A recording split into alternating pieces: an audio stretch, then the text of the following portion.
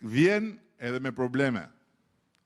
Me probleme që fillojnë nga rritja e stresit të sistemit për të mbledhur plera dhe për të përpunuar mbetje, tek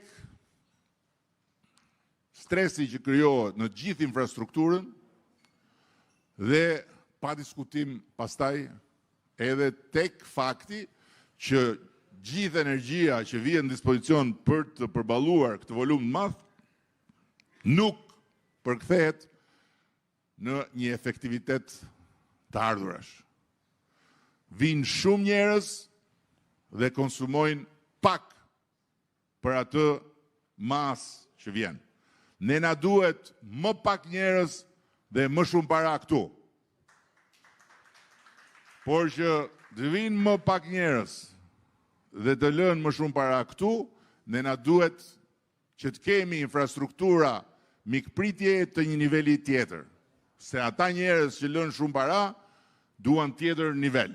Tani, gjithë farë lloj sharlatanësh, gjithë farë lloj delirantësh, gjithë farë lloj dështakësh që janë sprovuar në skenën publike dhe që kanë akumuluar një mlef shumë të madh, sepse ju duket se dështimi i tyre është për fajin tim edhe për fajin e qeverisë tonë, bëjnë teorira dhe i hedhin popullit gjithë farë lloj aguridesh që këto rezortet e luksit janë vetëm për ata që vinë, edhe shqiptarët janë jashtë sistemit. Kjo është një çmenduri, sepse ato janë fabrika që krijojnë lëvizje në ekonomi. Ato nuk janë sistemet mbyllura, që vinë njerëzit futen dhe ikin dhe si shef njeri. Mund mos i shohin, por ama gjithë ekonomia rreth rrotull vjen në lëvizje, sepse ato fabrika, në thonjza, po faktikisht ashtu janë,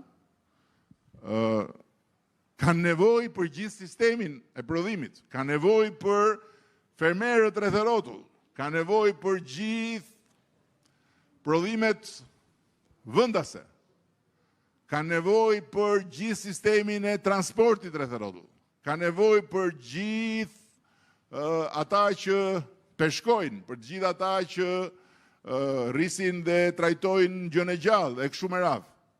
Dhe është e provuar dhe është në letra që ato lloj investimesh sjellin për çdo euro që lihet brenda hoteleve atje, 1.6-2 euro krijohet jashtë.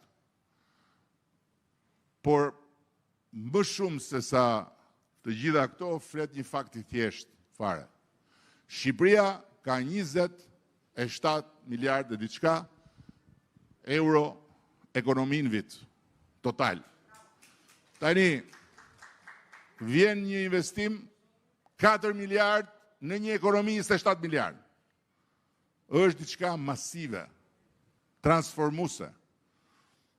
Dhe patjetër që në ndërkohë këto kanë dhe një impakt tjetër. Këto hapin rrugën për të tjerët. Ndërkohë që nëse ti vë shelmin në fyt të parit, ti ke përzën të tjerët dhe çfarë ke bërë, i ke falur konkurrencës atë që mezi është bërë mundur që të vi ty. Këto janë çuditëra shqiptare. Çuditëra shqiptare të atij lloj shqiptari që Faik Konica e ka përcaktuar perfekt. Të falë çdo gjë, po s'të falë suksesin.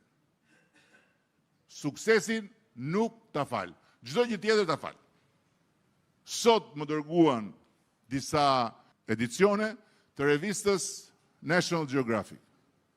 Në National Geographic, që është revista që merret me natyrën botërisht, Shqipëria në vitin 2013 ka qenë një tmerr.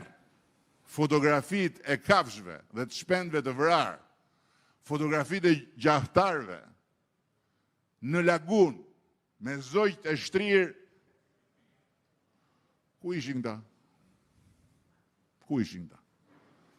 Kam problem këta me ndërtimet edhe me arkitektët edhe me bukurit që po ndërtojnë këtu? Po pse s'kam problem këta me gjitha ato shëmtira që janë ndërtuar lart e poshtë si mos më keq?